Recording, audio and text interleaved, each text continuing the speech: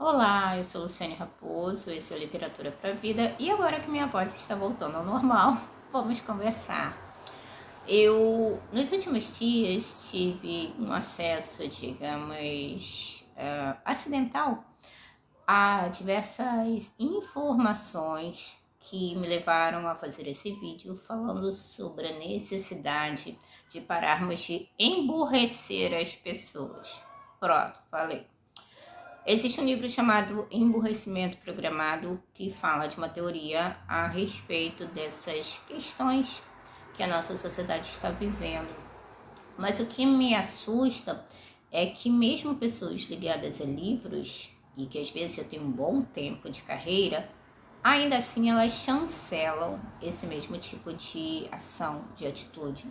Eu estou falando do facilitamento, da facilitação, da facilidade do mastigar determinados livros, determinadas obras, determinadas situações, para que seja adaptada a obra em si para os novos leitores. Há 2 semanas atrás, uma jovem anunciou para mim, uma jovem de 14 anos, que inclusive disse que ela tem um linguajar muito rebuscado, já que ela lê livros. Pessoal, livros não existem para que nós tenhamos linguajares rebuscados ou engessados. Livros existem para que nós cresçamos como pessoas. Às vezes a pessoa pode ler livros e ter um linguajar bastante direto, objetivo.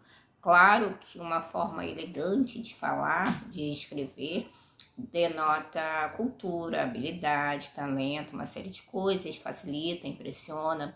Ainda mais agora que a leitura está passando por uma espécie de hype de moda.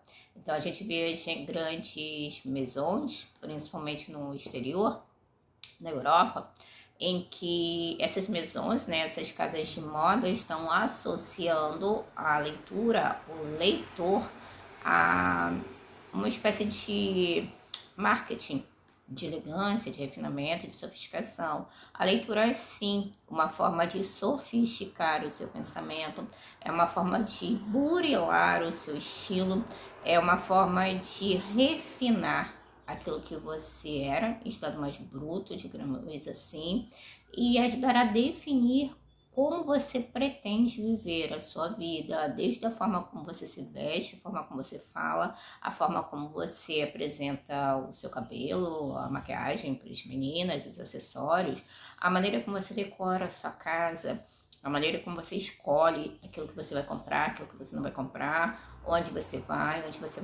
deixar de ir, com quem você vai se relacionar intimamente, já que existe uma diferença entre as relações cotidianas de trabalho, profissionais, ou mesmo de conhecimentos, e as relações do nosso círculo de intimidade, pessoas mais próximas. Então a leitura é uma forma assim de sofisticar o nosso pensamento e a partir dele nossas atitudes no nosso derredor.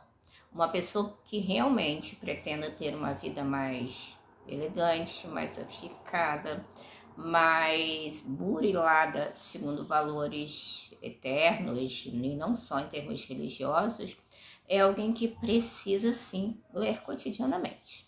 Mas o que eu estou vendo atualmente é uma facilitação. Então vamos lá.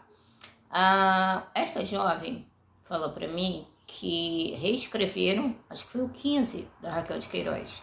O primeiro livro da Raquel, acho que foi publicado quando ela tinha 18 anos, se eu não me engano. Eu já li esse livro, emprestei e não me foi devolvido. É um livro básico, um livro relativamente simples, ele tem um final aberto que me incomodou um pouco, mas para a época foi um livro revolucionário. Tem apenas um linguajar apropriado para a época. Não tem nada de extraordinário. Ninguém vai morrer se fizer um esforço para ler. E quando você lê com constância, mesmo que você não entenda todas as palavras, você não vai precisar decodificá-las, vai inseri-las no contexto. Ler também aumenta o vocabulário nesse sentido. Você não precisa ter um dicionário ao lado o tempo inteiro. É como a pessoa quando começa a ler em outros idiomas com mais fluência. Às vezes você não entendeu um determinado termo, em língua inglesa, em língua francesa, enfim, seja lá o que for. Mas você consegue associar e compreender O contexto global não significa supor por adivinhação. Muitas vezes a gente combate isso na escola, porque as crianças, quando ainda estão decodificando, e mesmo adultos, quando aprendem a ler, né, com uma idade mais desenvolvida, digamos assim, eles vão decodificando as letras, depois as sílabas e tentam ler por suposição. Não é esse o caso, mas às vezes a gente consegue interpretar pelo contexto. Então, o 15 não é nada que uma pessoa alfabetizada, que tem um mínimo de fluência na leitura da língua portuguesa, vai morrer por ler o original. E mesmo assim, aquela garota achou o máximo, porque a geração dela está acostumada à facilidade. Então, eles entendem que se facilitou para a gente vai ter acesso àquela forma de cultura. E não é verdade. Você está mastigando e dando para o outro aquilo que sobra.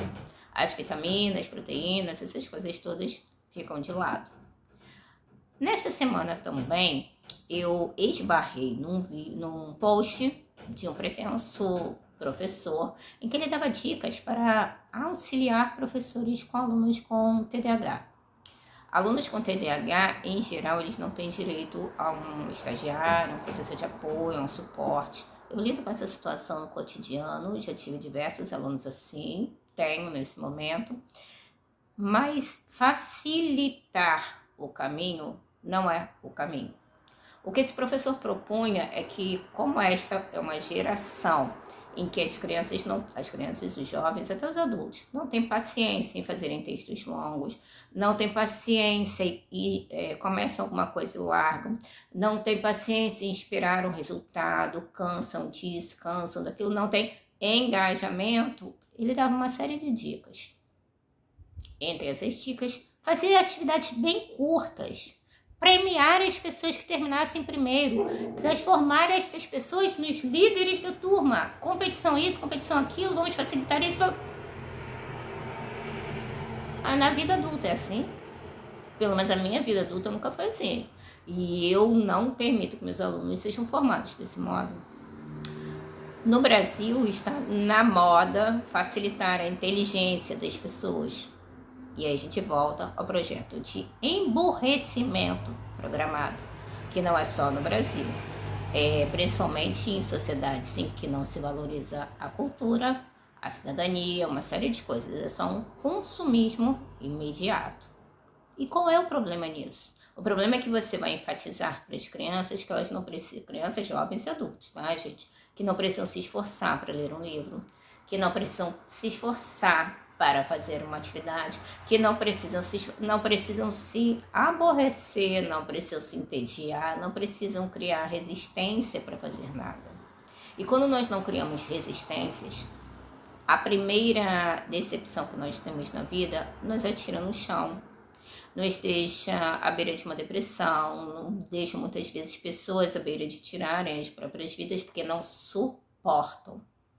E isso está acontecendo porque nós estamos facilitando tudo. Foi o caso do 15. Nesta semana houve uma feira, ainda está acontecendo, uma feira literária no meu município. E nesta feira literária nós temos um palestrante, que ele sempre vem, um escritor. E ele, acho que essa semana ele falou que ele já publicou 138 livros, uma coisa assim. Ele vive de escrever. E eu levei meus alunos para assistir a palestra dele. Logo de cara, ele contou que ele vendia redações para os colegas. Que um colega que não sabia fazer se aproximou dele e pediu para ele fazer. E que o que mudou, a frase dele foi essa: o que mudou a minha vida foi ele falar, eu pago. E em pouco tempo ele estava fazendo redações para todos os colegas e descobriu que podia viver disso. E os colegas estavam tirando ótimas notas. Por fim, quando estava no meio da palestra, foi preciso nos retirarmos antes, ele contou que ele, entre os livros que ele publicou, ele fez uma releitura de Uns Braços. É um conto do Machado, está nesse livro aqui. Deve ter umas 10 páginas. Ele fez uma adaptação de Machado de Assis. um dos maiores autores do mundo, não é nem do Brasil, uma das pessoas que melhor entendeu a arte de escrever com clareza, simplicidade, refinamento e investigar a alma humana. Um escritor que vai para frente de crianças em diversas fases escolares para dizer que ele vendia e dava cola para os colegas e que ele achou isso o máximo, e que ele simplesmente reescreveu a obra de um dos maiores escritores do mundo, porque ele precisa facilitar para os outros. A quem estamos enganando? A quem estamos enganando quando usamos inteligência artificial para fazer aquilo que não nos deve? É diferente de você buscar uma informação no site, no Google, na busca, seja lá o que for, e ter várias fontes. Eu geralmente olho várias fontes quando eu preciso fazer isso. Pode acontecer? Pode acontecer. Mas você transformar a literatura em facilidade, porque as pessoas não querem ler, é a mesma coisa de você transformar arroz e feijão em pílulas, porque você não precisa mastigar. Nós estamos vivendo numa sociedade em que nós precisamos bajular as pessoas para que elas estudem. Precisamos premiar as pessoas para que elas estudem. Tem um projeto também por aqui de dar dinheiro para que os alunos estudem. O professor mesmo que é bom nada, né? Mas o que eu quero dizer com isso é que nós precisamos parar de nos enganar, parar de acreditar que precisamos de números, parar de acreditar que precisamos fingir que educamos, fingir que trabalhamos, fingir que cuidamos de nós mesmos, fingir que cuidamos dos outros. Porque esses suplementos energéticos, esses livros adaptados, esses quadrinhos mal feitos muitas vezes, e eu tenho uma HQ do Machado aqui, de O Alienista, que não é uma adaptação, porque a adaptação em quadrinhos não é adaptação de um livro. Eles simplesmente recortaram trechos e colocaram. É como a adaptação de um filme. Você sabe que é uma adaptação, não é você deturpar a obra, são coisas diferentes. E essa adaptação é só recorte e cola. E tudo isso nos leva a crer que nós vivemos uma fase de virada, nós estamos nos aproximando de uma virada da nossa civilização. Porque há uma saturação de facilidades. Há uma saturação de desejo de evitar incômodos, de evitar angústias, de evitar incertezas, de evitar medos. Nós nos medicalizamos o tempo inteiro, vivemos uma sociedade do bem-estar absoluto e não passamos por processos. Porque os processos doem, porque os processos nos fazem sentir desconfortáveis, porque os processos nos fazem sentir que não somos perfeitos. Os processos mostram que nós ainda precisamos lidar com o nosso lado humano. Para quem é de alguma religião, às vezes é mais simples. Eu sou cristã católica, porque a gente consegue ressignificar. Mas o que a gente está vivendo é uma sociedade de evitação. Me incomoda, eu desisto. Isso nas relações amorosas, nas relações profissionais, financeiras, na literatura. Se é um livro que nas primeiras páginas não agarra o leitor, passando para ele de modo mastigado aquilo que ele precisa alimentar naquele momento, o sentimento que ele precisa alimentar naquele momento, a emoção rápida, é um livro que é abandonado. Ou é um livro que é recortado, ou é um livro que é condensado, ou é um livro que simplesmente é reescrito e ainda é anunciado como se fosse a 8ª maravilha do século. O nosso problema não é falta de tempo para ler, não é falta de livros, não é só o fato de que os livros são caros no Brasil, e isso é proposital. É, acima de tudo, o fato de que crianças, jovens, adultos, idosos, pessoas de todas as idades estão se acostumando ao um cotidiano em que você não resiste à leitura de um livro se ele não tiver umas emoçõezinhas baratas, se ele não estiver numa hype, se ele não tiver uma edição extraordinária, mas acima de tudo, se ele não facilitar a sua vida.